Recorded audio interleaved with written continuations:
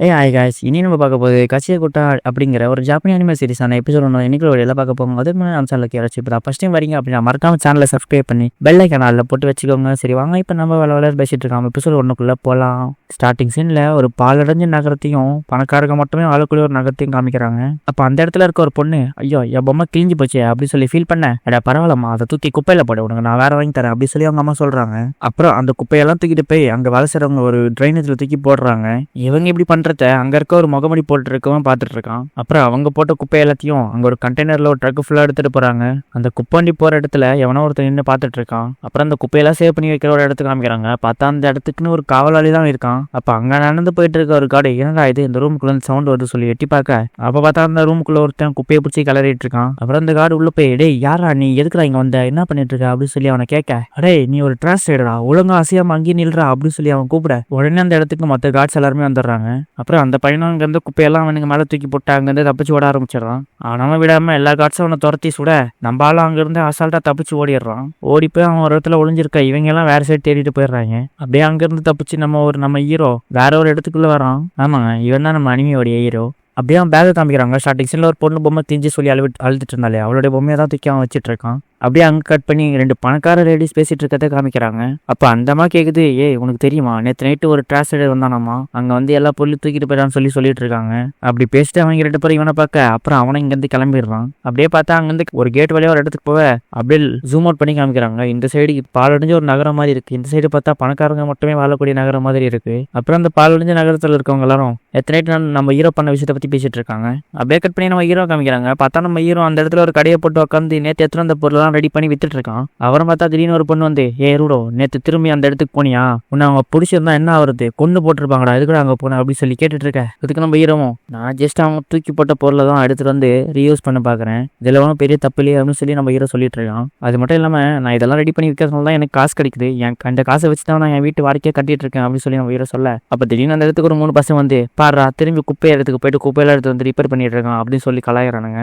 அப்புறம் அந்த பொண்ணுகிட்ட சொல்றான், நீ எதுக்குப்பா இவங்கிட்ட தான் பேசிட்டு இருக்க, இவன் கூடலாம் நின்று பேசக்கூடாது அப்படின்னு சொல்லி அவன் சொல்ல, அப்பா அவன் அவங்க அப்பாவை பத்தி தான் திடீர்னு தப்பா பேச, இவனுங்க இப்படி எல்லாம் பேச கேட்டோம். நம்ம ஹீரோக்கு சமக்கம் வந்து லைட்டா திரும்பி ஒரு முறை தான் வரைப்பான். அதுக்கே அவங்க எல்லாம் பயந்துருவானுங்க. டா நீ எங்களை மறைச்சு பார்த்தா உண்மைதான்டா, நாங்க சொல்றதெல்லாம் உண்மைதானே அப்படின்னு சொல்லி அவன் பேசிட்டு இருக்கான். அப்புறம் அந்த பொண்ணு சொல்றான், அடே அவனுக்கு பேசுறதெல்லாம் பெருசா எடுத்துக்காத, நீ ஒன்னும் உங்க அப்பா மாதிரி கிடையாதுடா, நீ ரொம்ப நல்லா அப்படி சொல்லி அவன் சொல்ல, பரவாயில்ல ரொம்ப தேங்க்ஸ் அப்படி சொல்லி நம்ம ஹீரோ சொல்றான். அப்புறம் அந்த பொண்ணு பொம்மையை பார்த்துட்டு, என்னப்பா அந்த பொம்மை ரொம்ப அழகா இருக்கு, இது ரொம்ப நல்லா சரி பண்ணிட்டு அப்படின்னு சொல்லி அந்த பொண்ணு, என்ன இந்த பொம்மையை விற்க போறியாடா அப்படின்னு சொல்லி கேட்க, நான் உனக்கு இதை விற்கலாம் வாங்கலப்பா, இதை உனக்காக தான் எடுத்துட்டு வந்தேன், நீயே வச்சுக்கோ அப்படின்னு சொல்லி நம்ம ஹீரோ கொடுக்குறான். அப்போன்னு பார்த்து அவங்க அம்மா அந்த இடத்துக்கு வந்து, நீ எதுக்கு அவங்ககிட்டலாம் பேசிட்டு இருக்க, சீக்கிரமா போலாம் நம்ம அப்படி சொல்லி கூப்பிடுறாங்க. அவங்கள என்ன மன்னிச்சிருக்கமான்னு சொல்லிட்டு அங்கே வந்து கிளம்பிடுறா. அப்புறம் நம்ம ஹீரோ இங்க இருந்து அவங்க வீட்டுக்கு போக பார்த்தா அந்த இடத்துக்கு அந்த பணக்கார சிட்டியில ஒருத்தர் சுத்திட்டு இருந்தானே அவன் வந்து நின்றுட்டு இருக்கான். என்னப்பா இந்த பொம்மையை உனக்காக தான் எடுத்துட்டு வந்தேன் அப்படி இப்படின்னு சொல்லி அந்த பொண்ணுகிட்ட சீன் போட்டுருந்தேன்னு சொல்லி அவன் கேட்க, நம்ம ஹீரோக்கு பிபி சுகர்லாம் ஏற ஆரம்பிக்குது.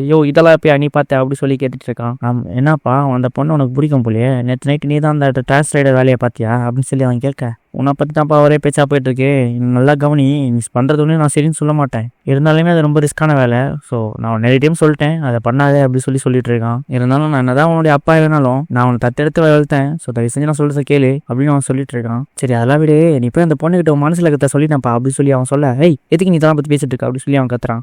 என்னடா அவன் கையில் அடிபட்டுருக்கு, நேற்று சரியான அடி வாங்கி தந்துருக்க போலியே, உலக ட்ரெஸ்ஸை கழட்டு, க்ளவுஸியமா ஆமா ரெண்டு சேர்த்து கழட்டுறா அப்படின்னு சொல்லிட்டு இருப்பான். அப்புறம் அவன் கையை ஜூமிங்கில் கட்டுறானுங்க. பார்த்தா அவன் கையெல்லாம் கருகி போயிருக்குது. அப்புறம் அந்த மறந்து போட்டு, சரிடா போய் ஒழுங்கா அந்த பொண்ணுகிட்ட மனசுல இருக்க சொல்லி, அப்புறம் உனக்கு முன்னாடி அவனா முந்திப்பான் அப்படி சொல்லிட்டு இருக்காரு. அதெல்லாம் நான் பாத்துறப்பா, நீ அமைதியாரு அப்படின்னு சொல்லிட்டு இருக்கான். இன்னொரு பக்கம் வெளியே அவனை முகமடி போட்டு இவனுக்கு பேசிட்டு இருக்கிறது எல்லாத்தையும் கேட்டுட்டு இருக்கான். நிறைய அடுத்த நாள் நம்ம ஹீரோ சிரிச்சு பேச பிராக்டிஸ் பண்ணிட்டு இருக்கான். அப்பதான் நம்ம மனசுல இருக்க சொல்ல முடியும் அப்படின்னு சொல்லிட்டு, உனக்கு சிரிக்க கூட தெரியலையே அப்படின்னு சொல்லி அவன் சொல்லிட்டு இருக்கா. அடக்கடவுளே இப்படியே போச்சுன்னா அவளுக்கு நம்மள பிடிக்காம போயிருமோ, இந்த காட்டுக்குறையிலான இவன் சொல்றானே அப்படின்னு சொல்லி அவன் யோசிச்சுட்டு இருக்கான். அதுக்கப்புறம் அவனா அவளை பார்க்கறதுக்காக இங்க இருந்து கிளம்ப, அப்ப அந்த இடத்துல பாத்தீங்கன்னா எவனோ ஒருத்தனை கயிறு கட்டி கீழே இருக்கிறானுங்க. அது பார்க்கறது பெரிய பாதாளம் மாதிரி தெரியுது. இப்படிதான் என்னுடைய அப்பையும் ஒரு நாள் அனுப்பிச்சிட்டாங்க, குற்றம் பண்ணாங்க மட்டும் தான் இங்க இப்படி அனுப்புவாங்க அப்படின்னு சொல்லி நம்ம ஹீரோ சொல்லிட்டு இருக்கான்.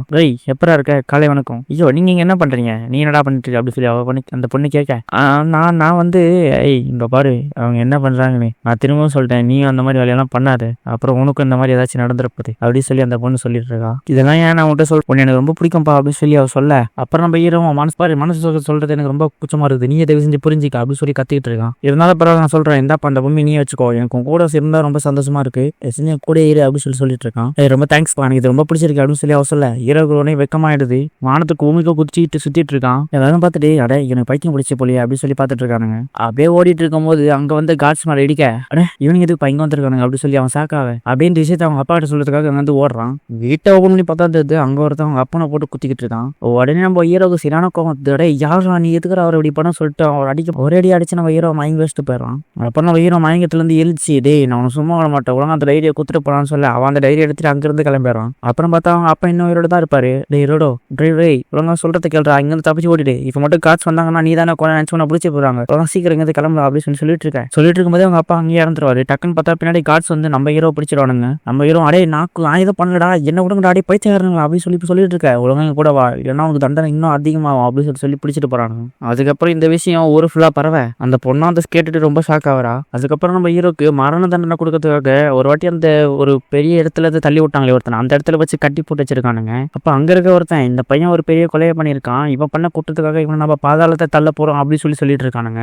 அப்ப நான் அவனை கொல்றதுக்காக எல்லாரும் தயாராக இன்னொரு பக்கம் எல்லாருமே கத்துறாங்க இவனை கொல்லுங்கன்னு சொல்லி. அப்ப நம்ம ஹீரோ அடே இந்த இடத்துல என்னடா நடக்குது எனக்கு யாரையுமே சுத்தமா பிடிக்கல சத்தியமா உங்களை நான் பழி வாங்காம விட மாட்டேன் அப்படின்னு சொல்லிட்டு இருக்கான். அப்படியே அந்த இடத்துல பார்த்தா அவனுக்கு நேரம் தான் அந்த பொண்ணு நின்றுட்டு இருப்பா. அடே நீயாச்சும் நம்பு சத்தியமா நான் அதை பண்ணல அப்படி சொல்லி அவன் சொல்லிட்டு இருக்கான். ஆனா உடனே அந்த பொண்ணு நீ ஒரு கொலைகாரனோட பையன் தானே கண்டிப்பா நீ ஒரு கொலைகாரனா தான் இருப்ப அப்படின்னு சொல்லிட்டு அந்த இடத்துல இருந்து கிளம்புறா. அப்புறம் உடனே அங்க இருக்க எல்லாருமே சீக்கிரம் உன கொள்ளுங்க அப்படின்னு சொல்லி கத்திட்டு இருக்க. நம்ம ஹீரோ செம்ம கடுப்புல டேய் நீங்க எல்லாம் சொர்க்கத்துல இருக்கீங்க தான் நினைச்சிட்டு இருக்கீங்க ஆனா சத்தியமா உங்களை நான் விட மாட்டேன் அப்படின்னு சொல்லிட்டு இருக்கான். அப்படியே அந்த இடத்துல ஹீரோ பார்க்கும்போது நம்ம ஹீரோடைய அப்பாவை போனவனும் அந்த இடத்துல தான் நின்று இருப்பான். அவன் நம்ம ஹீரோவை பார்த்து நெக்லாம் சிரிக்க நம்ம ஹீரோ உடனே டேய் சத்தியமா உன்னதான் நான் ஃபர்ஸ்ட் கொள்ளுவேன் அப்படின்னு சொல்லிட்டு இருக்க. அப்படியே நம்ம ஹீரோ அந்த இடத்துல இருந்து தள்ளி விட்டுறானுங்க. அப்ப நம்ம ஹீரோ கண்டிப்பா உங்க எல்லாரையும் கொல்லுவேன் ஒருத்தரை கூட விட மாட்டேன் அப்படின்னு சொல்லிட்டு கீழே விழுந்துட்டு இருக்கான். அப்படியே பார்த்தா நம்ம ஹீரோ வேற ஒரு இடத்துல இருக்கான். அவனுக்கு என்ன நடக்குதுன்னே புரியல. அவனுக்கு வேற ஏதோ ஒரு இடத்துல இருக்க மாதிரி ஃபீல் ஆக அப்படியே அவன் எழுந்திரிச்சு பார்த்தா அவனை சுத்தி ஒரே குப்பையா இருக்குது. அந்த இடமே அவ்வளவு குப்பை ஃபுல்லா நிறைஞ்சிருக்குது. அப்படியே பார்த்தா அந்த குப்பையில இருந்து ஒரு பெரிய மான்ஸ்டர் எழுந்து வர அடாச்சே அதான் எனக்கு புரியுது இந்த இடத்துல எல்லாருக்குமே இப்படிதான் சாவி இருக்குமா அப்படின்னு சொல்லி அவன் ஹீரோ வச்சுட்டு இருக்கான். இந்த இடத்துல இந்த எபிசோட முடிக்கிறானுங்க. உண்மையை சொல்லலாம் சீரிஸ் சும்மா வெறித்தனமா இருக்குது. ஸோ வெயிட் பண்ணி பார்ப்போம் அடுத்த எபிசோட என்ன நடக்க போகுதுன்னு. இந்த எபிசோட உங்களுக்கு பிடிச்சிருந்தா மறக்காம நம்ம சேனலை சப்ஸ்கிரைப் பண்ணி பெல் ஐக்கான் ஆல்ல போட்டு வச்சுக்கோங்க. இதோட அடுத்த எபிசோட்ல உங்களை மீட் பண்றேன். Tata bye by.